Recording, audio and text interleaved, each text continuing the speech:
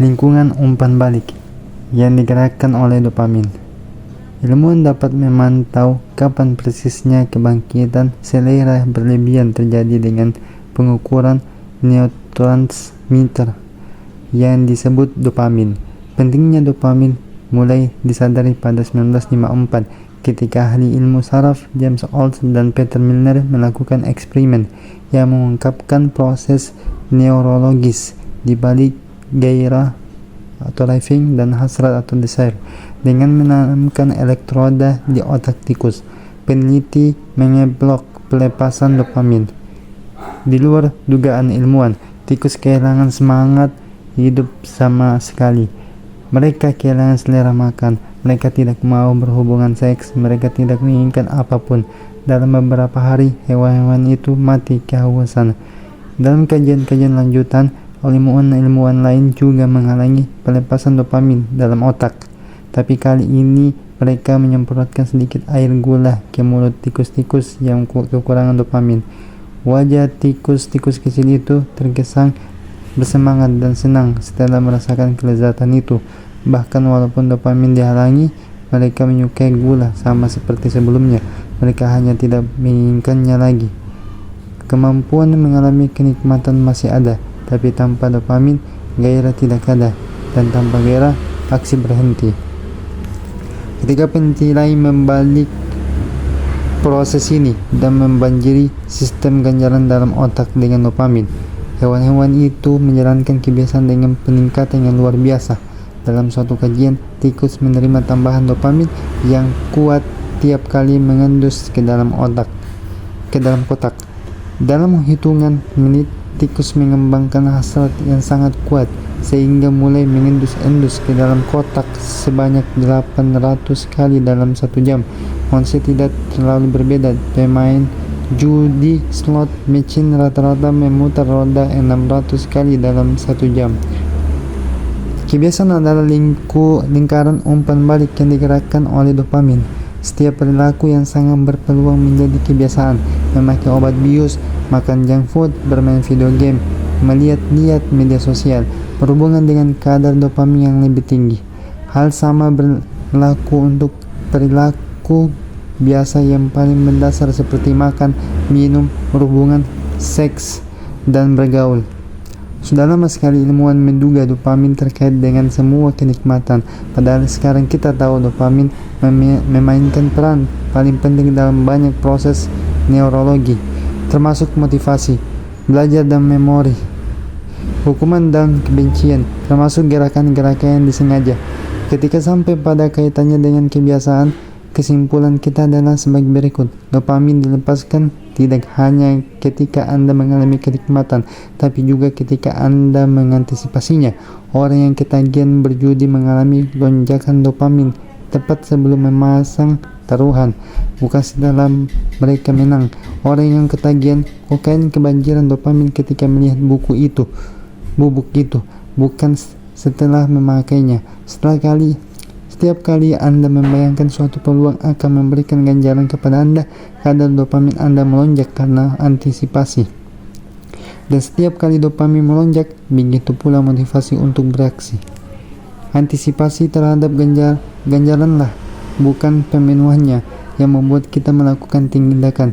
Yang menarik, sistem ganjaran yang diaktifkan dalam otak ketika Anda menerima ganjaran adalah sistem yang sama yang teraktifkan ketika Anda mengantisipasi ganjaran itu. Ini satu alasan mengantisipasi pengalaman sering kali bisa terasa lebih baik daripada ketika mendapatkannya. Sewaktu kanak-kanak, berpikir tentang hari Natal bisa lebih menggairahkan daripada saat membuka hadiah. Ketika sudah dewasa, berkhayal tentang liburan mendatang bisa lebih mengasihkan daripada ketika menjalani liburan itu sendiri. Ilmu menyebutnya perbedaan antara ingin dan suka.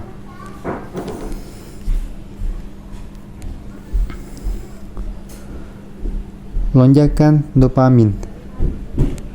Otak Anda memiliki jauh lebih banyak rangkaian saraf yang disediakan untuk menginginkan ganjaran daripada menyukainya. Pusat-pusat rasa ingin dalam otak berukuran besar. Pangkal otak, nukleus accumbens, ventral tegmental area, dorsal striatum amygdala, dan bagian-bagian dalam prefrontal cortex. Sebagai perbandingan, pusat-pusat rasa suka dalam otak jauh lebih kecil. Bagian-bagian itu sering disebut hedonic hotspots dan terdistribusi seperti pulau-pulau kecil di seluruh otak. Sebagai contoh, penelitian menemukan 100% nucleus accumbens teraktifkan sewaktu kita sedang ingin, sementara itu hanya 10% yang teraktifkan ketika kita sedang suka. Kenyataan bahwa otak mengalokasikan begitu banyak ruang yang berharga untuk kawasan-kawasan yang berperan dalam gairah dan hasrat adalah bukti lebih lanjut tentang peran penting proses ini. Gairah adalah mesin yang mendorong perilaku.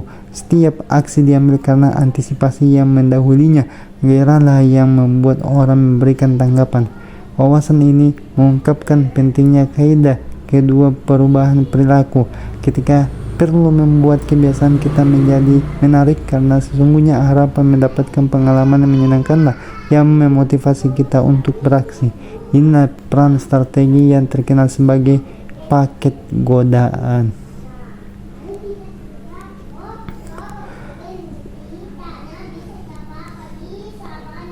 Cara menggunakan paket godaan untuk menjadikan kebiasaan lebih menarik. Ronen Byrne, mahasiswa teknik elektro di Dublin, Irlandia, senang menonton Netflix. Tapi ia juga tahu bahwa ia harus lebih sering berolahraga. Menggunakan keterampilan tekniknya, Byrne modifikasi sepeda statis, menghubungkannya dengan laptop dan pesawat televisi. Kemudian ia menulis program komputer yang akan memungkinkan Netflix dapat ditonton hanya jika ia bersepeda pada kecepatan tertentu. Kalau ia menurunkan kecepatan terlalu lama, apapun yang sedang ditonton akan berhenti sampai ia mulai mengayun lagi. Kata salah seorang penggemarnya, ia menghilangkan obesitas sambil menonton Netflix. Ia juga menggunakan paket godaan untuk membuat kebiasaan olahraga lebih menarik. Paket godaan bekerja dengan mengaitkan aksi yang Anda inginkan dengan aksi yang perlu Anda lakukan. Dalam kasus Bell, ia menyatukan menonton Netflix yang ingin ia lakukan dengan mengayuh sepeda statis yang perlu ia lakukan. Dunia usaha ahli memanfaatkan paket godaan. Sebagai contoh, ketika Amerika Broadcasting Company, lebih dikenal sebagai ABC, meluncurkan acara Kamis malam untuk tayangan film 2014 sampai 2015, mereka mempromosikan paket godaan dalam skala besar-besaran. Setiap Kamis, perusahaan itu menayangkan 3 serial drama berdasarkan naskah yang ditulis oleh Shonda Rhimes, Grey's Anatomy, Scandal, dan How to Get Away with Murder. Mereka menyebut acara itu TGAT on ABC.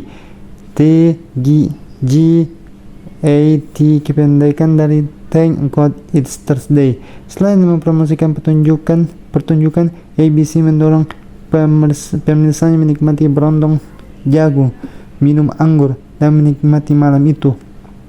Andre Kubitz, kepala bagian pengaturan acara ABC, menjelaskan gagasan di balik kampanye itu. Kami memandang Kamis malam sebagai kesempatan untuk menonton, entah bagi pasangan atau lajang yang ingin duduk santai sambil menikmati anggur dan berondong jagung. Kecemerlangan strategi ini adalah bahwa ABC menghubungkan yang perlu dilakukan oleh pemirsa menonton serial drama mereka dengan sesuatu yang sudah diinginkan oleh mereka, duduk santai sambil menikmati anggur dan makan berondong jagung.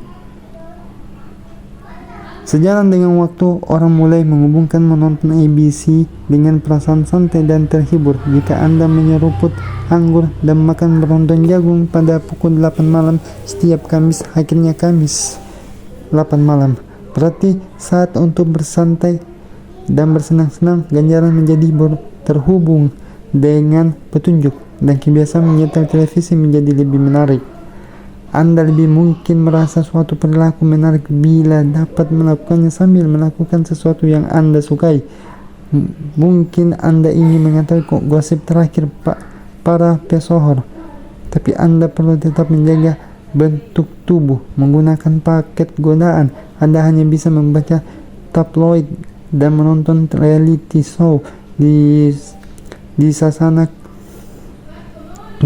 kebugaran. Mungkin Anda ingin merawat kuku, tapi juga perlu membersihkan email. Solusinya hanya menjalani perawatan kuku sembari memeriksa email yang sudah lewat waktunya.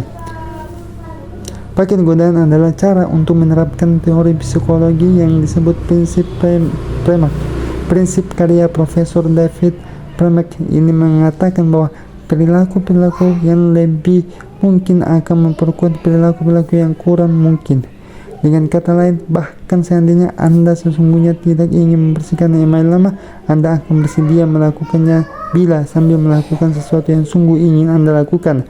Anda bahkan dapat menghubungkan strategi paket godaan ini dengan strategi menumpuk kebiasaan yang kita bahas di bab 5 untuk membuat seperangkat aturan guna membantu perilaku Anda. Rumus untuk menggabungkan penumpukan kebiasaan dan paket godaan. Setelah dalam kurung kebiasaan sekarang, aku akan dalam kurung kebiasaan yang aku perlukan. 2. Setelah dalam kurung kebiasaan yang aku perlukan, aku akan dalam kurung kebiasaan yang aku inginkan. Bila ingin membaca koran, tapi Anda perlu mengungkapkan rasa syukur. Setelah menyeruput kopi pagi, aku akan mengatakan satu hal yang aku syukuri atas kejadian kemarin, kebutuhan. Setelah mengatakan satu hal yang aku syukuri, aku akan membaca koran, keinginan. Bila ingin menonton acara olahraga tapi perlu melakukan telepon penjualan. Setelah kembali dari istirahat makan siang, aku akan menelpon 3 klien potensial kebutuhan. Sesudah menelpon 3 klien potensial, aku akan memeriksa spam keinginan. Bila ingin memeriksa Facebook, tapi Anda perlu lebih banyak berolahraga. Setelah mengeluarkan ponsel, aku akan melakukan burpee 10 kali kebutuhan. Setelah melakukan burpee 10 kali, aku akan memeriksa Facebook keinginan. Harapannya pada akhirnya Anda akan lanjut dengan menelepon 3 klien atau melakukan burpee, karena itu berarti Anda dapat membaca berita olahraga terkini untuk memeriksa Facebook. Melakukan hal yang perlu Anda lakukan berarti melakukan hal yang ingin Anda lakukan. Kita memulai bab ini dengan membahas rangsangan supernormal, yaitu versi realitas yang dilebihkan sehingga menaikkan hasrat Anda untuk melakukan aksi.